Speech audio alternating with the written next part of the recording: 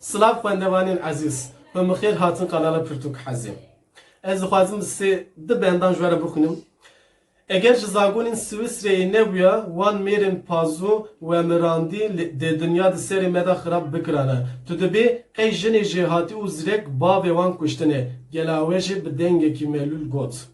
Min ji mêrê xwe yê yekem hez nekir. Lê ez nihek nebûm. Ew şoferê tirê bû. Bi mehan nedihat malê. Ez jina taze çavê min her tim li riya wî bû. Îcar dema ku dihat malê jî daîm bêtilî bû.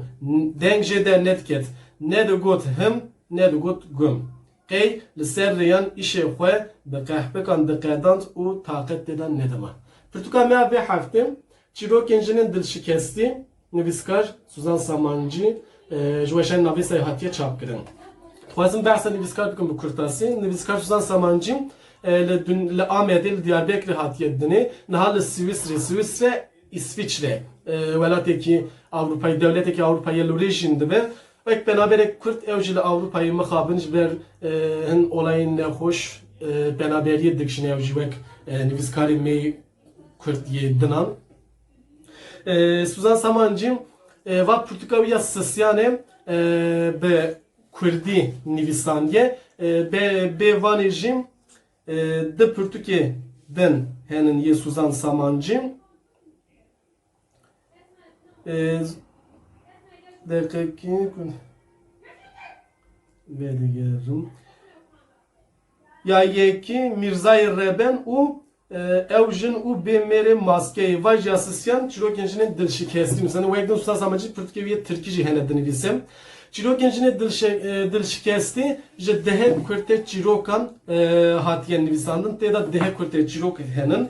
Va Pirtûka bi kurtasî em dikarim bêjim behsa jinan dike. Şu xwe di nav de ji belê lê hema jinên dilşikestî. Yani yê ku ji ber yê ku dilê wan hatine hûrkirin, hatine şikandin û êş û elemê civatê hemû kişandinê wek ji teref mêran û civatê mixabin. Ne tenê mêr çimkî civata me wek bi aqilê mêrê rêvatere.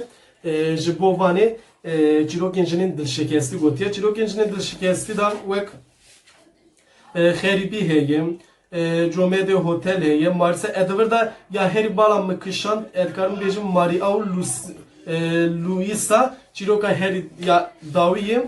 Li vir behsa hevaltiya jinekî Kurd û jinekî Swîsreyê dike. Di navbera wan de hevaltiya wan herî baş. Yani ji hev din hezkirinê bi hev ram wexta ku derbas dikin. Yani wextekî xweşik de derbas dikin. Dorê de behsa Maria Luis bi taybet behsa zaroktiya xwe û duê zaroktiya xwe de heta ku zewaca xwe û dûra bi zariyê xwe re ku ew pirsgirêkê dikişîne û ew êş û elemê ku jintî ola kişandiye behsa wan dike. Wekî din bi Kurd bi gelemperî jî em dikarin bêjin behsa jinên Kurd çi li penaberiyê li Avrupayê çi li Kurdistanê kişandine wek bi kurtasî behsa wan çîrokan kiriye û çîrokê herî başin. Em hêvî dikin ku wek civata me jî di hêla jinan da yani tu ferqiyet nekevin û wek hebî çê bibe. Evan em hatin da vê videoya xwe hin tev bimînin dixweşiyê de.